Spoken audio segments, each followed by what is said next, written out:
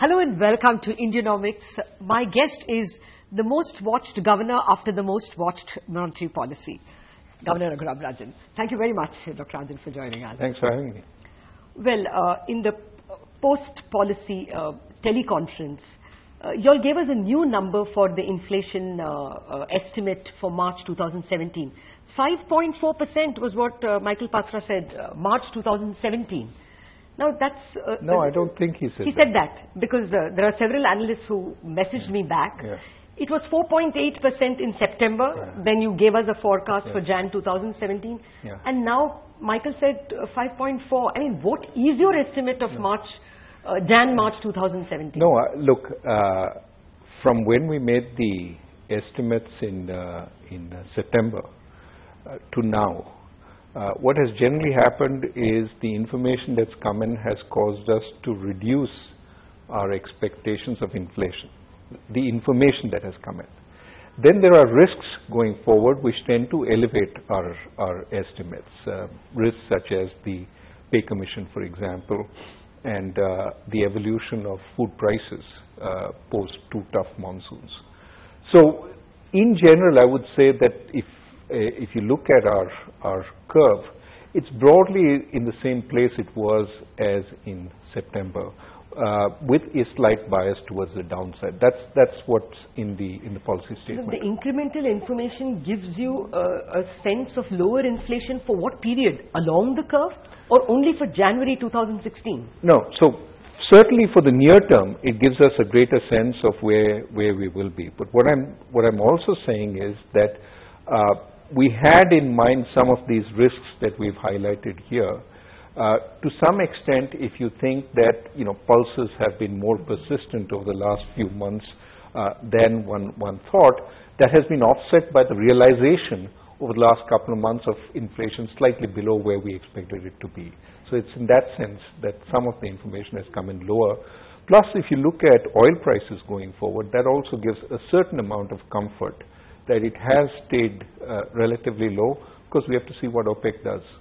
But if you take your comments on services inflation, non-food, non-fuel inflation, as well add to it, impulses from GST, 7th Pay Commission, would you be? I mean, are you still reiterating 4.8% in January of 2017? Oh, it's in the ballpark of that number. I'm not sure that I would say exactly 4.8%, but not 5.4. No. Otherwise, it would be somewhat off where we intend to be. I think of the factors you mentioned, such as the pay commission, some of the factors are going to be balanced by government action. Of course, the additional outlay has to be balanced by an appropriate, finding space so that the fiscal sort of deficit targets aren't breached. So that will offset some of the inflationary impulses. Some we'll have to look through, as we've said, there's some mechanical calculations. Yes. We have to be careful we don't overlook what is necessary to look at. Okay. So that we'll have to work out as we go along. But what is the requirement of the monetary policy agreement? You have to start, your clock starts ticking only in January 2018? No, January 1st, 2016. Clock starts ticking. At 6%? At 6%. And the MPFA also says that January of 2017, 5%? No.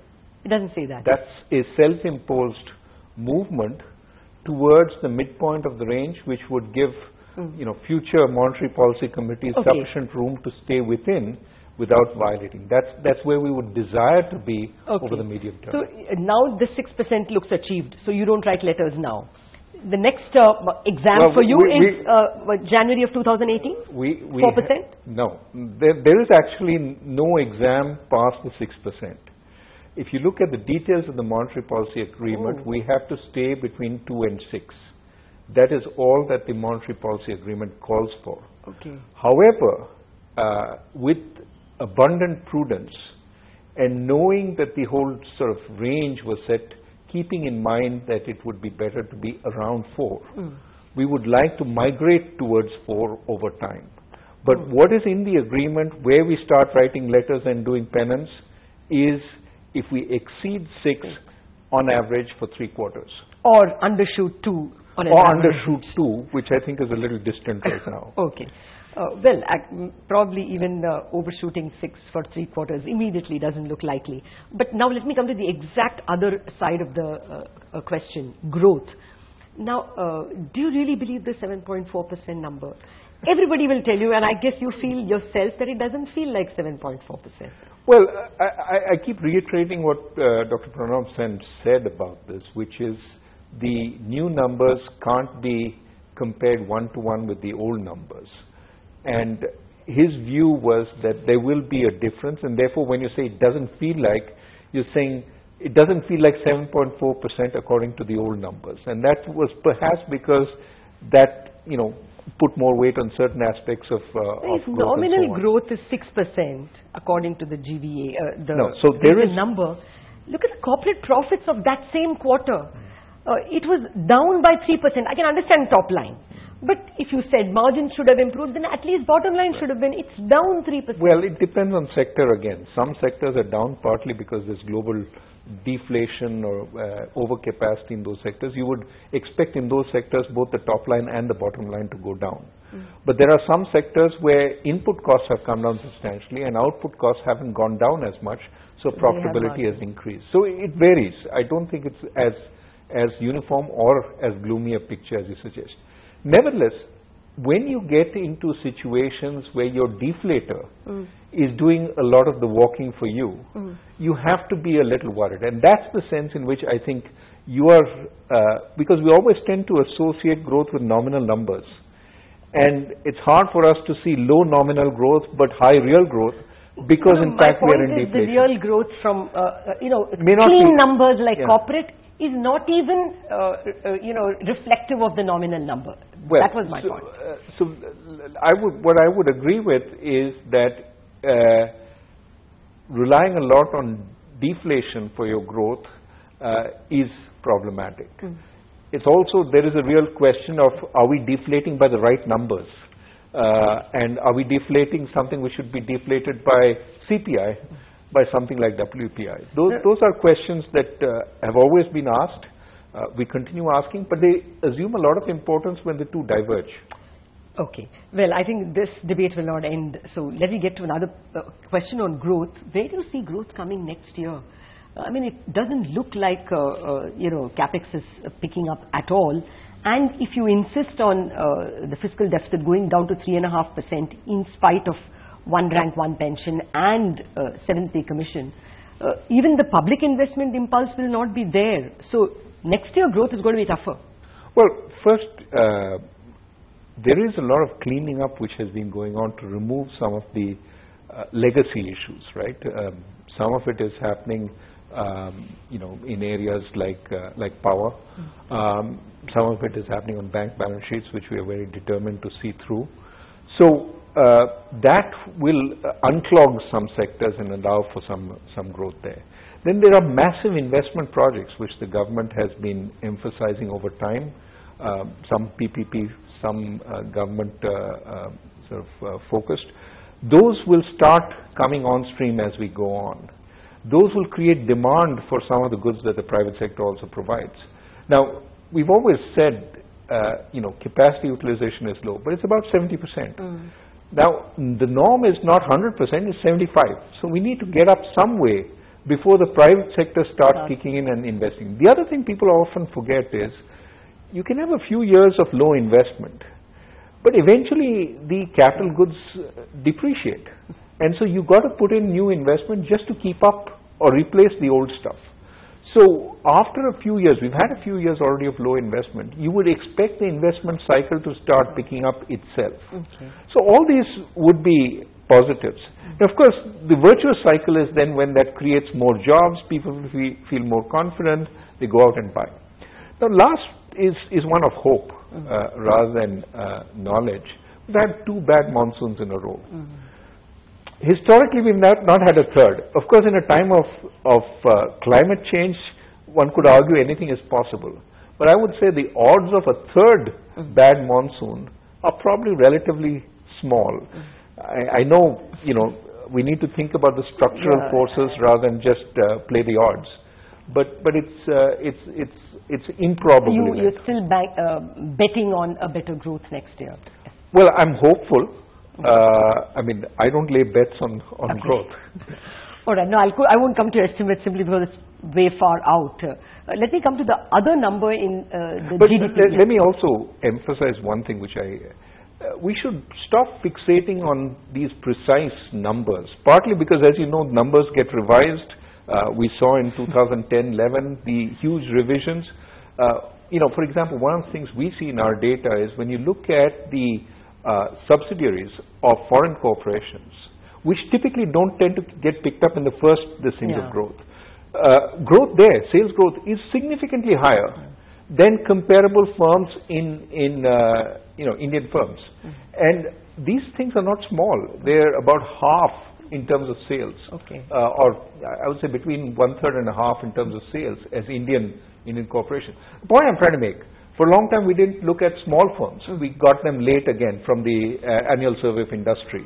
And again, they tended to boost growth. So let's not fixate on the precise first estimate of growth and what. Let's instead ask, do we have the underlying forces for strong and sustainable growth? And I think we are trying to put those building blocks in place. Okay. Well, let me fixate on another number which came in the GDP data. Exports, minus 4.7%. Not that we needed it. For 11 months it's been contracting. Aren't you guilty of keeping the rupee overvalued? 13% overvalued, even if you argue against the RER being a bad measure. It's still seriously overvalued, isn't it? No, so if you say it's overvalued, right, our exports should be doing terribly compared to our, they are. Our Asian this thing. No, we're not. So it's certainly not. A lot of countries have lower down exports. Down 20%, 19%. No, but there you're not taking into account the price effects.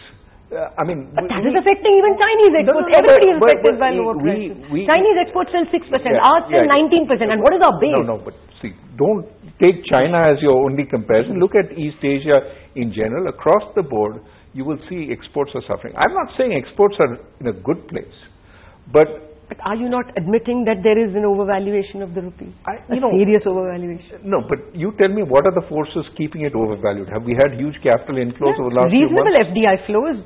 Debt flows up until 3-4 weeks ago were positive. 10 billion. 10 billion is our net accretion to the capital account. It's not anything to knock the exchange rate off tremendously. If you look at real effective exchange rate over the year, you look at nominal effective, it's been about flat. Okay. Now you're making the opposite point to what your newspapers make. Our newspapers make every day. That's how you escape, because the newspapers say rupee falling.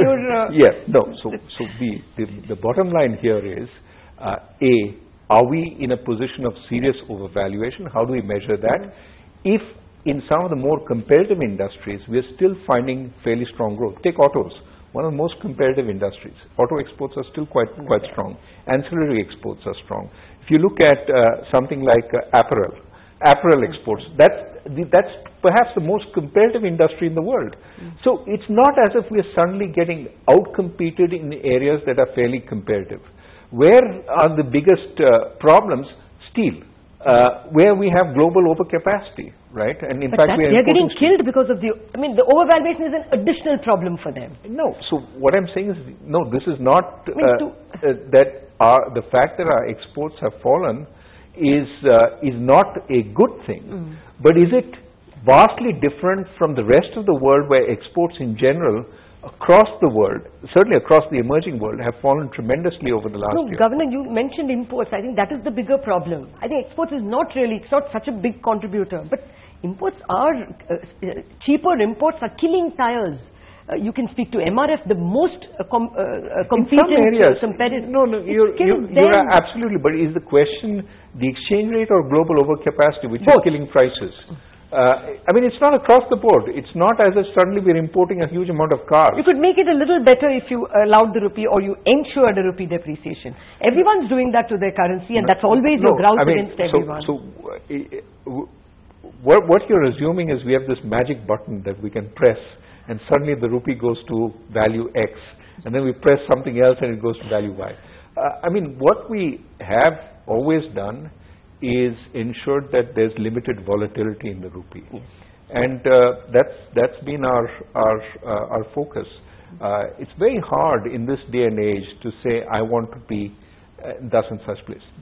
Furthermore, I think if you look at some of our emerging market sort of colleagues, if you will, the ones that have had serious depreciation, large depreciation, haven't gained significant competitiveness because what's happened is inflation has taken off. And so what they've got from the depreciation, they've given back from inflation. So unless you have significant credibility on monetary policy, which, you know, for a variety of reasons industrial countries seem to have, they seem to be able to engineer a depreciation and get some export competitiveness. However, emerging markets find it much harder. No, I take your point, actually, but I have to take a break. I've not finished the argument on global currencies. There is a lot, I guess, to worry about. We'll come back with questions on the inclusion of the yuan in the SDR calculation, as well as the impending Fed action. All that with the Governor in a minute. Okay. Welcome back to Indianomics. My guest is Governor Raghuram Rajan. Well, Governor, the global scene, suddenly we have this inclusion of the yuan in the SDR. It was coming, but how do you see it playing out? I guess it takes effect from some time from now, but will the yuan therefore be allowed to be more market determined? Will that mean more depreciation? What should we worry about? No, as I understand it, it's going to be in the basket from, say, October 2016. So that's still some time away. Now, what exactly does it mean? Well, first it means that in calculating the value of the SDR, the yuan will be a component, around 10%. But does it mean that the Chinese market becomes a lot more open? Do they allow outflows to the extent that would be required in an open capital market? Are they expected to? I think they were expected to be a lot more open as a prelude to being in the basket. But I think post that, it's not clear to me what requirements they're supposed to adhere to or whether there's a periodic re-evaluation of their case. Which then means that post getting in, perhaps, you know, the pressures may not be as much as before getting in. Now, I think it certainly is a matter of prestige that an emerging market currency is now in the basket. But beyond that, what pressure it puts on them, it's hard to say. I think they've been quite responsible in limiting the depreciation of the yuan so far. I should say renminbi. They've limited the depreciation of the renminbi. There is a lot of competitive devaluation going on in the world, and it would be problematic if the large economies sort of engaged in it to a large extent, especially for countries like ours, which doesn't focus on the exchange rate manipulation as a means of competitiveness. What's your sense of the trajectory of the Fed? Would it be one hike and then a long pause? Just your worldview. Well, I think they've been very careful in saying that the hike doesn't mean that there will be a rapid set of hikes after that. Now, I think that statement is made conditional on their having room to do it in a measured way. Because if it turns out that you know, wages start increasing quite rapidly because they're close to full employment, it's not clear they will have the room to go at a measured pace. But the intent, again and again, that has been stated is that they will go at a very measured pace. Okay. There'll be, if time permitting, I'll come back to the global questions. But just one point on global growth. Every year we start at, you know, well above 3.5% and it gets scaled down. How does 2016 look to you? Another anemic year? Well, I think when we start accepting that it's going to be anemic, that's when it's going to surprise us and do better, right? But really, I don't think anybody understands why it's taken so long and why it's so slow. Of course, the words bandied around are debt overhang, deleveraging, but also people are looking at the fact that we have very low productivity growth, and we had that even before the Great Recession. So some argue that it is a continuation of that low productivity growth. We masked it by enhancing demand for a little while through, you know, drugs like debt. But now that we can't, we have to lay off the drugs. How do we actually continue growing at a reasonable pace? And I think that's what the world is looking for, which is why visitors here come and say, you have no problems. You've got plenty of growth. Yeah, somebody called us the holy grail of growth. We have to take a break, but we are coming back with a lot of questions on the Indian banking system, which I guess requires more attention than monetary policy itself. Back in a jiffy. Welcome back to Indianomics. We've been speaking with Governor Raghuram Rajan. Dr. Rajan, the big takeaway from the monetary policy statement was not really monetary policy, but this date you gave us, that by March 2017 you want bank balance sheets cleaned up. What did you mean by that? You have a number in mind, like stressed assets should be 5%, 3%? No. Look, I think nobody can tell you the pace at which we will set assets right and so on. But certainly we can provision enough for assets that are stressed over time. That's the regulatory sort of approach. What I think you want to look at is the whole approach that the government and the RBI have been taking to cleaning up the bank balance sheets. It's sort of, first, let's fix the governance so that administration becomes easier in the banks. Second, let's enhance bank powers so that they can actually take some of the actions that are needed to take. Third, let them recognize the problems, bring the stakeholders to the table and deal with that. And fourth, there should be enough capital to bolster their balance sheets in case they have to recognize provisions while doing all this. So this is the package that we are trying to roll out. Yes. The first aspect, increasing governance, is underway.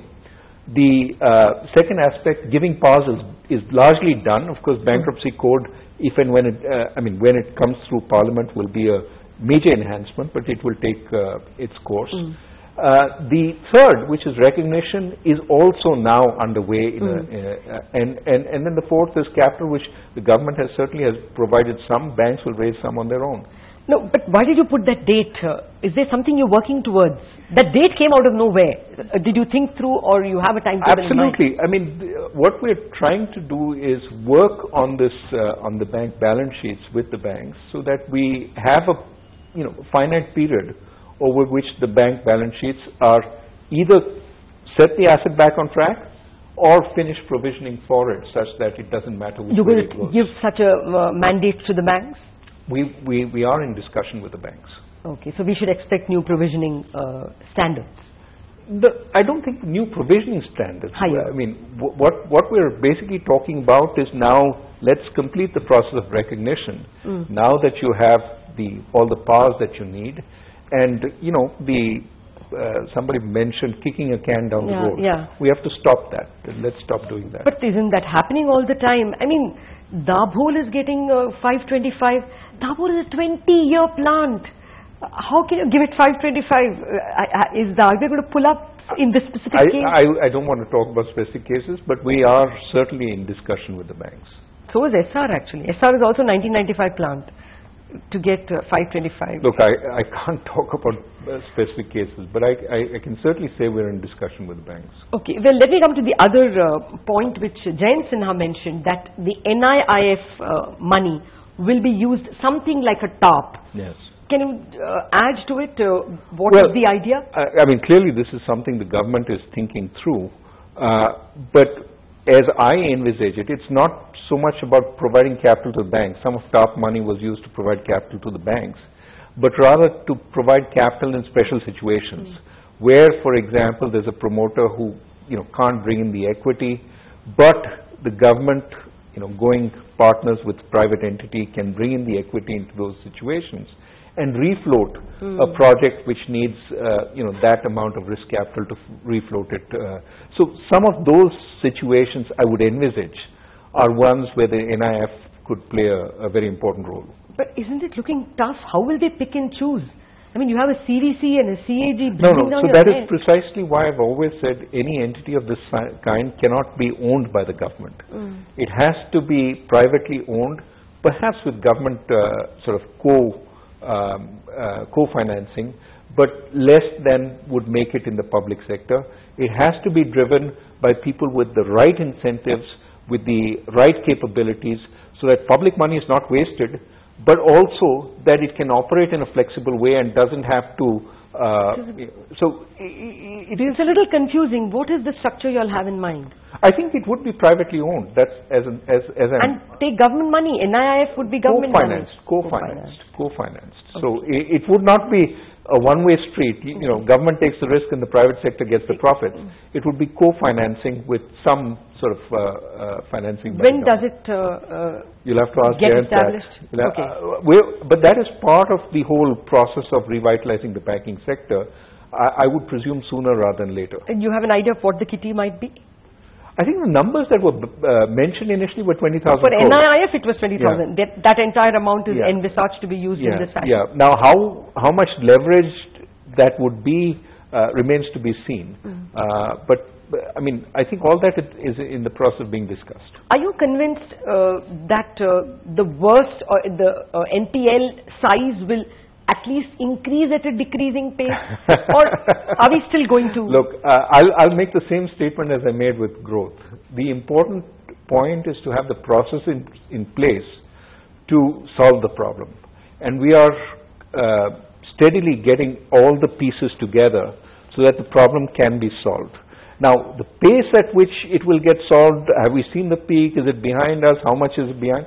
I've always said it's hard to tell, and we'll only know, you know, a year or two. You are in a better position to say it than anyone else. I mean, you'll have the CRILIC with you. You have the SMA. But remember, the world is a moving object. That things are changing all the time. I mean, did you see the extent of overcapacity in steel a year ago?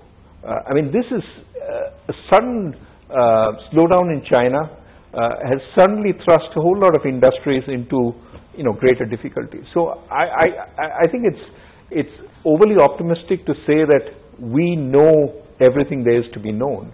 Things will keep hitting us. Important to have the procedures to take care of it, and that's what we're working on. Okay. Don't you think banks need more capital? Will you be pressuring, or will you be urging, requesting the government to give a little more this year itself? Because otherwise they will not be able to lend. No, they do. For now, demand for bank loans is relatively muted, which is why there is limited pressure. But we have to take into account that as the recovery gains steam, that demand will increase. So we have to make sure, and this is again why we have to get the banks to clean up sooner rather than later. Bank capital, of course, the government has promised 25,000 crores this year, 25 next. And my sense is that if there is a need, it will be available. But we also have to make sure that it's used properly, that what is put into a bucket doesn't leak out from the other side. So we have to be careful. We owe it to the taxpayer. Why did you say 2017? You will be there as RBI governor then? No. Look, you're bringing in an entirely different this thing. I was hoping you would tell me if I caught you unawares. The point about 2017 is it gives us a reasonable period in which to undertake what we need to do. That's all. Okay, so that was in lighter vein. I have more questions on the state of the banking system. Back in a minute on what will be the impact of payment banks on the legacy banking system. We are in discussion with Governor Raghuram Rajan. Can I? I'll start?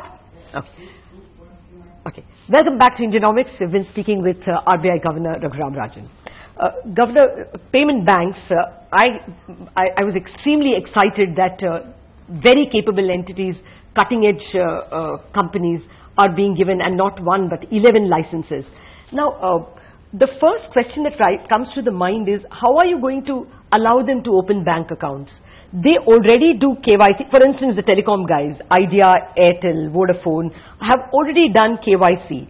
Can they just open a bank account because the KYC is done? On the day they get the license, can they just send a message that if you answer yes, then your account is opened? Is it going to be as simple as that? Well, first, I think the extent of KYC that's done for a telecom account can be different from that which is required for a banking account. That was my fear. Now that said, the bank KYCs are being integrated into a common KYC pool. So it's not unthinkable that by the time these payment banks come on board, they'll be able to tap into the central KYC and say, thus and such person, well, every household is now linked through PMJDY, there should be a KYC associated. Can I pull that off? Aadhaar could work as a KYC for the amounts that the payment banks handle in the account. So there are different ways that this can be done. It may not be directly the mobile KYC that's already been done, but there could be a bank sufficient KYC which exists somewhere.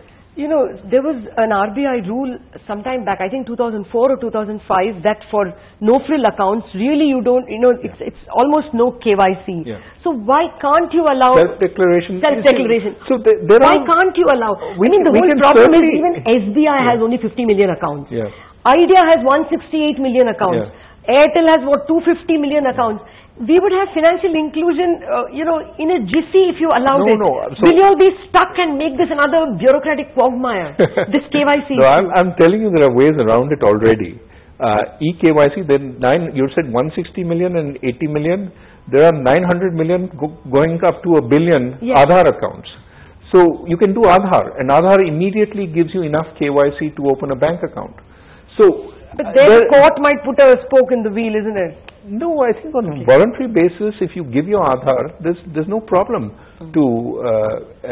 I mean, this is not an entitlement and so on. That it's just another form of ID. It's one of the acceptable forms of IDs. I'm saying that the bureaucratic sort of roadblock you're fearing doesn't exist. That in fact it can be done quite easily. So maybe 18 months or whatever, 15 months down the line, when these telecom guys open their bank accounts, can we expect that we are going to see a quadrupling of bank accounts? Maybe there will be multiple accounts, but I would hope so. I would hope so. And remember, we're a dynamic regulator, so if there are problems, we'll see what the problems are and adjust accordingly. The whole objective here is to enhance inclusion and not to create roadblocks. Okay. And to some extent, if there are roadblocks, we will work on them. See, we emphasize too much documentation up front also. Yes. That there is also a need to monitor accounts. Perhaps a lot of the action can be if you say, okay, I'm going to do very minimal KYC up front, but then I'll make sure that if there's excess activity of the wrong kind in this account, we will take action. So different ways of dealing with the concerns that people have, and I think we can work with banks on that. Okay. How do you see the mid-cap banks, PSU and private, say, especially the old private banks, coming up to speed with this competition? Could it sound the death knell of many of these banks? They have not even responded. A large number of mid-cap banks, and this is ownership neutral, have not even responded. They don't tell you that we can open your account in 4 minutes and 5 minutes. Very few people have given that, have shown that proactivity. Do you fear major casualties? Well, first, the competition hasn't really started as yet. It's on its way. Second, there are some mid-cap banks which are doing quite well. I don't want to take names again, but they have revamped themselves. And remember, the small finance bank is essentially a mid-cap bank, except that these guys are used to dealing with small guys and have figured out operational structures that are efficient, low cost, and so on. My hope is, yes, this competition will make these people sort of look towards where they can gain advantage, and I would sense it's really in the small and medium industries where they can make a big difference, and they will utilize their capabilities there. Okay, so you see a lot of I see some churn. There will be churn. Whether it's consolidation, I mean, you may lose your soul if you're a small or medium-sized bank by merging with a large bank. But it may be that management changes, or they get fresh investors who take them in certain directions, or they themselves have a change of heart. I don't think that things will remain as they are. There will be change. Okay, well, more on that. We have to take a break, but I have an altogether different set of questions for you in a minute after this break. Can we get back? Okay. Welcome back to Indian Office. We've been speaking with the Reserve Bank Governor, Raghuram Rajan. Governor, let me just interrupt you one. I mean, one entity which I'm interested in watching are these online exchanges, marketplaces, because they have access to small entrepreneurs and their sales and so on. And so some of them are already talking about making loans. Now we're sort of trying to look at that carefully to make sure we understand it. But, you know, who better to lend sometimes than somebody who has a full picture of your cash flows and knows who you're billing and what your monthly sales are. So that is an opportunity that with the right tie-ups, with the right, you know, with the right bank, with the right distinct player or the right NBFC, could be a big source of new financing for NBFCs and for your small handicraft maker sitting in Srinagar who's making carpets but needs a bigger market. He could get both the market as well as financing through these kinds of means. You mean the guys like Paytm? I'm talking about your Snapdeals and your Flipkarts and all those guys, or Paytm, or you know, a whole variety of entities have created online marketplaces. And they're selling a whole variety of products. And you are looking at rules to make it easy for them to give credit? Let's put it this way. We are looking at, some entities have already started. We're trying to look at this to understand this better. It's still small. But are there ways we can facilitate the joining up of the information and the control they have over these entrepreneurs with financing? Should it be them? Should it be a separate entity? Should it be a bank? How do we actually make this work? At the moment, you're not allowing payment banks to give loans, but you will allow them to be a DSA for an NBFC. Exactly. That's how you see them playing out. Yes. Okay. Well, actually, I was coming to another question altogether. The annual report and the dividend that you gave the government. I mean, 65,000 crores. The what report? Your own annual report, Reserve Bank annual report. Okay. The dividend that you gave the government was a whopping 65,000 crores. Doesn't this infringe on RBI independence and autonomy? I mean, all the while governors were fighting with the finance industry not to give more than 10,000 crore. How come you gave so much?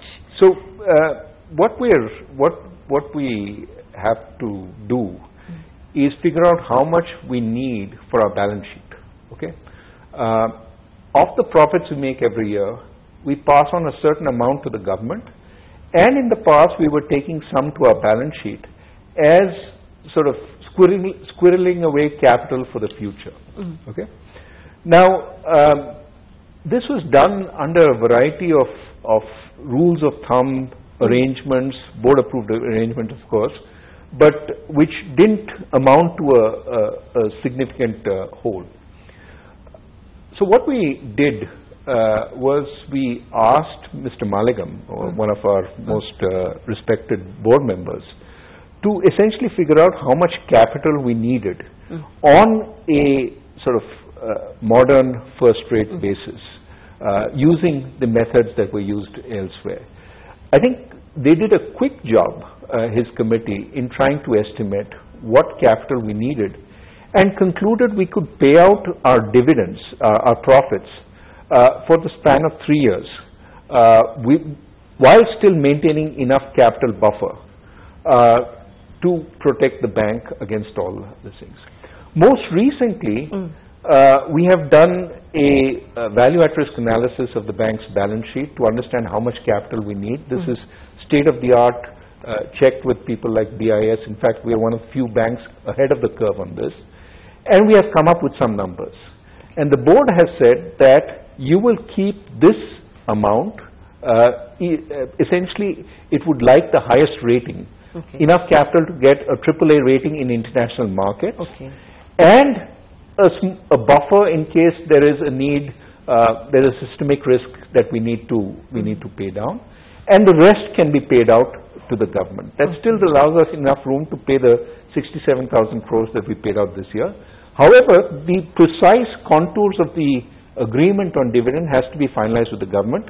We've made presentations, we're talking, and the board has given us some guidance. Ultimately, this will be an agreement with the government which will take going forward. What is this percentage of capital that is globally accepted as GMP? Well, let me put it this way. Right now, the RBI is one of the best capitalized central banks in the world. Even after paying the 67,000 crores as dividend. And you will, you're sure future finance ministers will allow you to be that capitalized? No, I think because once you pay blood, the fear is that... Which is precisely why we need a a method, a systematic way of doing this, which is what the sort of framework for determining bank capital will provide us.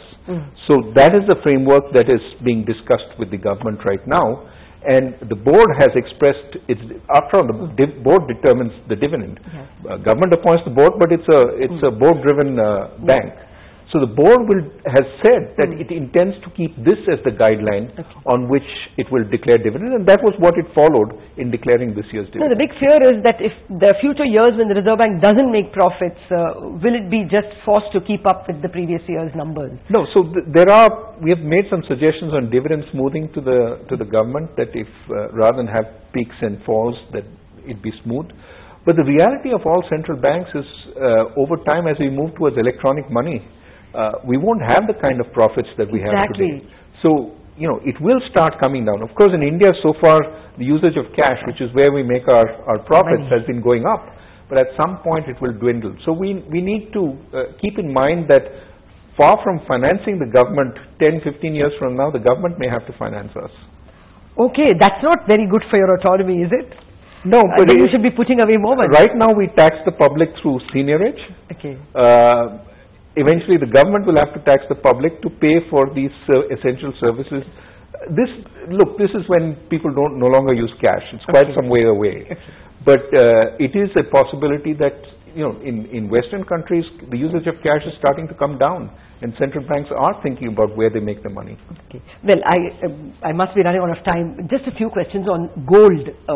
You know, the sovereign bond scheme, how does it make the country secure from the citizens buying gold? Instead of the citizens buying gold now, the government will have to buy gold to pay back when the bond matures. What's the whole point of this bond scheme? No, so you're asking a very good question. Does it substitute, or does it push forward in time? So if the government, if somebody bought a gold bond and the government wanted to be fully hedged, it would go out and buy the equivalent amount in gold today, so it doesn't actually deal with the problem of demand. So the only way this sort of works in reducing demand is if somebody wanted to buy gold in order to keep it as an investment, decided they rather buy a gold bond because they get some interest on it and the interest rate is quite attractive, and stayed with it, but the government, instead of hedging the gold by going out and buying gold, took the gold risk on its balance sheet. But that would be foolish.